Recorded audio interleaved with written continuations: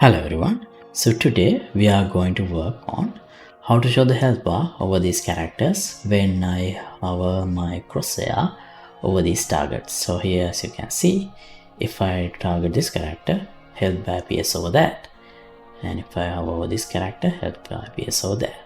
So I understand this health bar covers a large chunk of this character.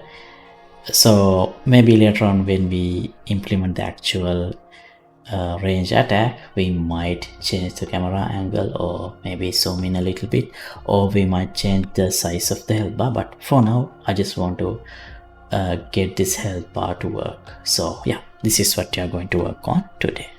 And this health bar is same as here. If I go to the attack mode, we can focus on different characters. So here also we are getting the same health bar using the same functions. So we are going to reuse that for the free aiming mode as well.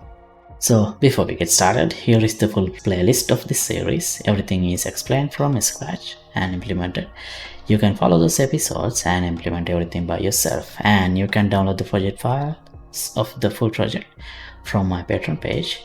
Once you become a member, you can get access to all thousands of projects I have done in my channel. So feel free to check it out. I'll leave the link in description below. Alright, so now let's get started with today's episode. Okay, so this is what we have worked on so far. Here,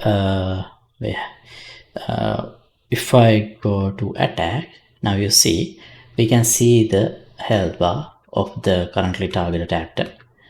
And now what I want to do is, if I go to the aiming mode, I need to hide this health bar for this actor and show the health bar for the actor that currently hovered by the reticle or crosshair. Okay, so to do that, now let's implement a function. Let's first go to our UI and let me take a look at the things that we did in order to show the health bar in the target select. So we would need a reference to the match, and also we would need a reference to the turn-based HUD. Now let's go to our aiming, which is ranged. Where is it? This ranged attack UI. This is where we have the reticle crosshair. Let me rename this first. Crosshair. It's already a variable. Now, first thing I need is a way to detect the character underneath the crosshair. So for that, let's do something like this. Let's add a function, trace crosshair. Trace crosshair. So here, I want to do a line trace and detect the character underneath the crosshair. So for that, we can do a line trace by channel, and as a starting point, we need to find the location of the crosshair in the world space. So we can use this D project screen to world, and the player is get on in player, and the screen position, I'll get view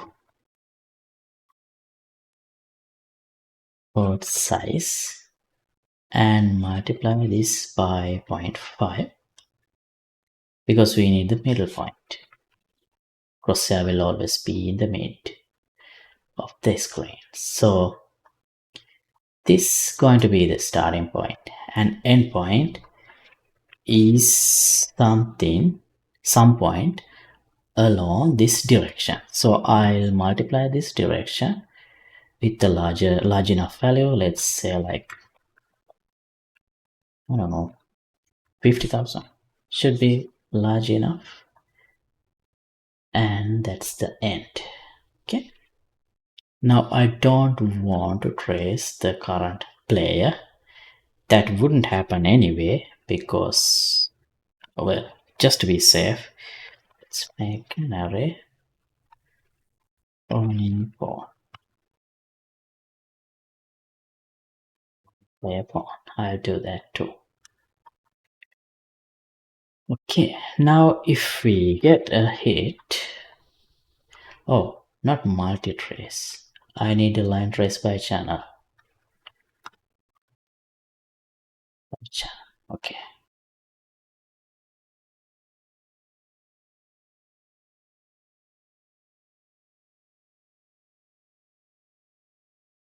The start, this is the end.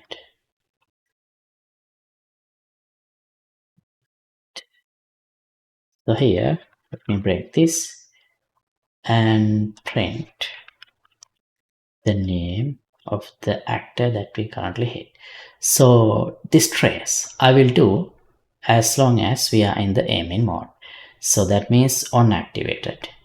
I'll set timer by function name, and the timer name is function name is trace crosshair, and time maybe every 0.2 seconds. Loop in. I'll promote this to a variable trace crosshair and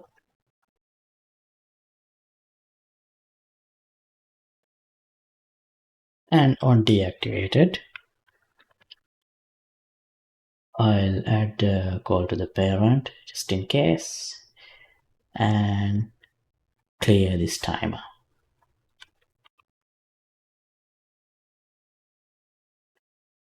Right? Okay. And now let's try that. Let's go to the aiming mode. Look like it's working. See? Here I'll choose the camera because I'm not sure if the visibility is blocked by the character. This has the collision setting.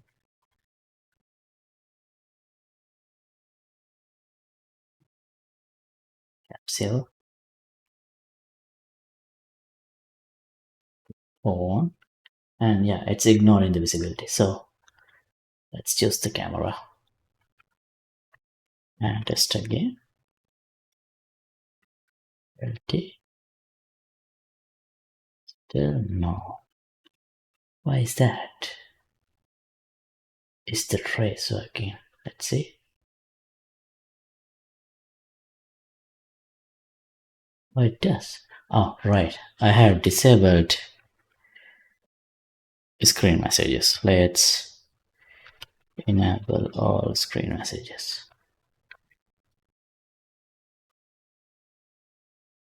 Yeah, see? It does detect. No character.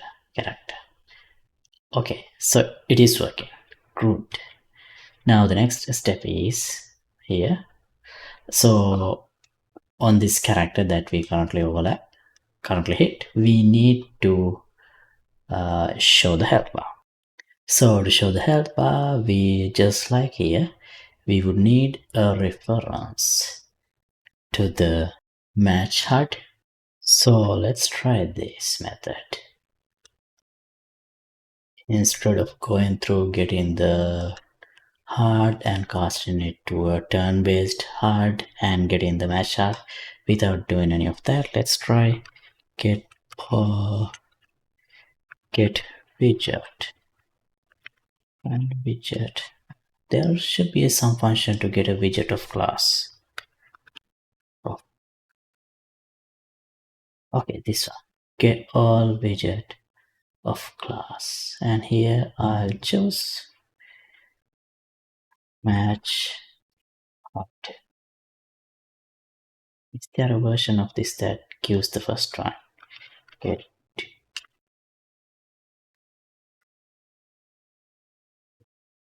No, we don't.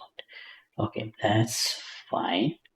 So before we start this timer, here, I'll run this.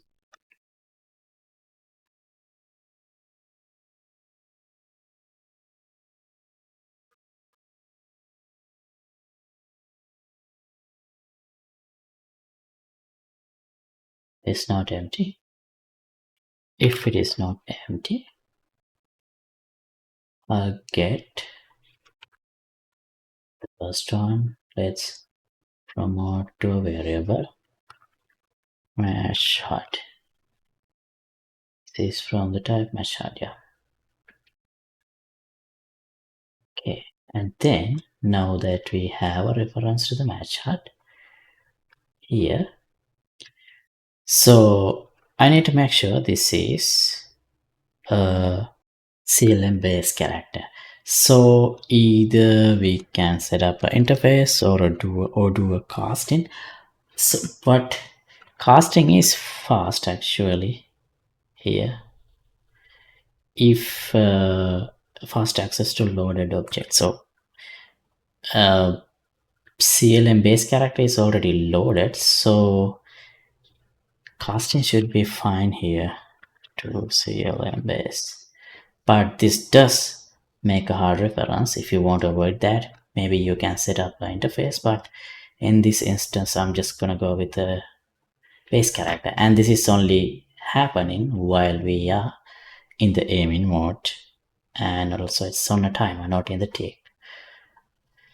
So CLM base character, and if yes, we can get the mesh height and show helper of the character.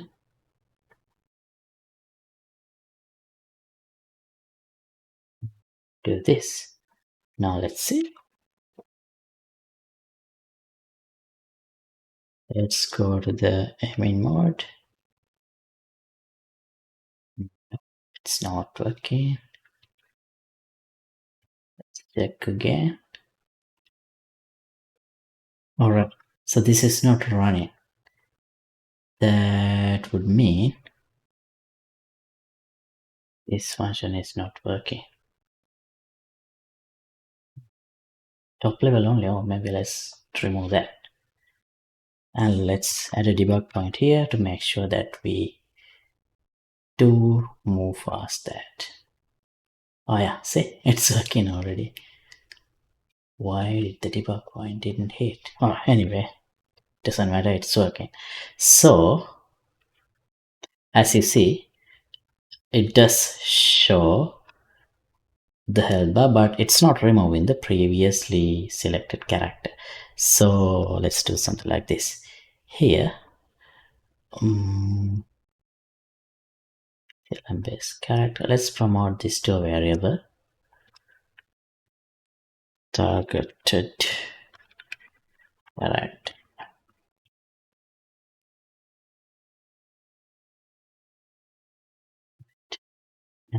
Then here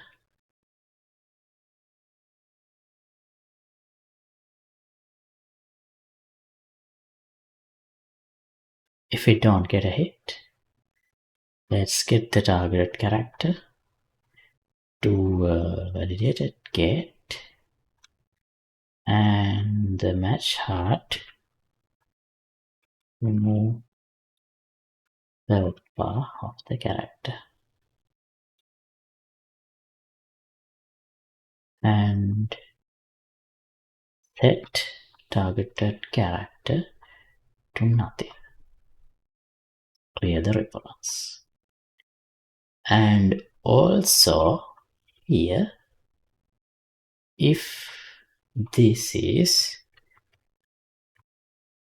not equal to the current targeted character, let's do this.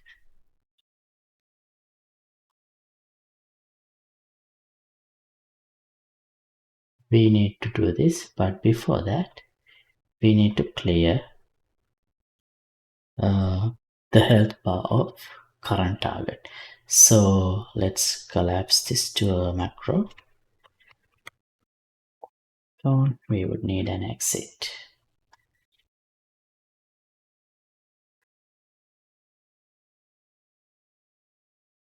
Not a return node, just a reroute node, so that we get an output.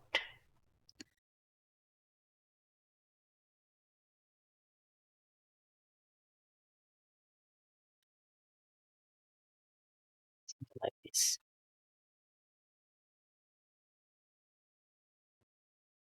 Here, current character.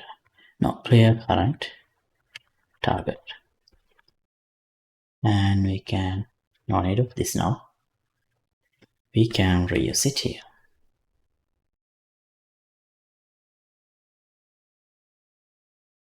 Right?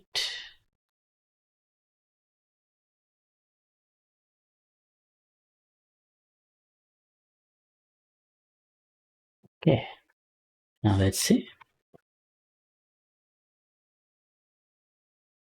See? If I move away, oh, it's not. If I focus on another character, the health bar does vanish. But if I'm not focusing on any of the characters, it's not clear enough. Why is that? Oh, here also. We need to clear, so that's why. See? Once I move my cursor, it moves, it removes. Okay. And one more thing. Here, if I was previously in the, I go to the attack and select target. Let's say I already select this target and go back to the aiming mode. Now here you see we have two active health bars, which is not good. So what we can do is, let's go to the match HUD and let's set a function clear all PC health bars. Now NPC party widget map. Let's do a polish.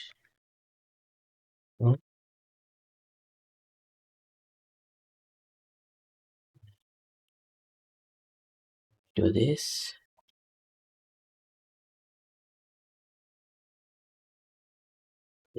Does that affect this loop? Because we are modifying the loop within here too. I'm not sure. Let's see.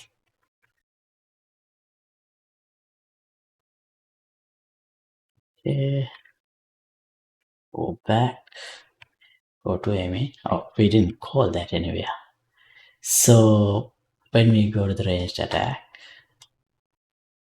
here, before we start this, let's clear all NPC health bars. Let's call this.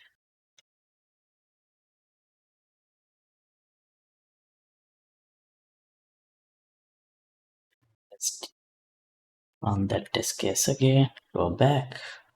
LT. Yeah, it was removed. And no restaurant. Okay, so that's good. That's all I want to cover in this episode. So thanks for watching. As always, updated project files will be available for download here in the Patreon page. Link would be in the description below. And let me know if you have any questions in the comments. See you in the next episode. Goodbye.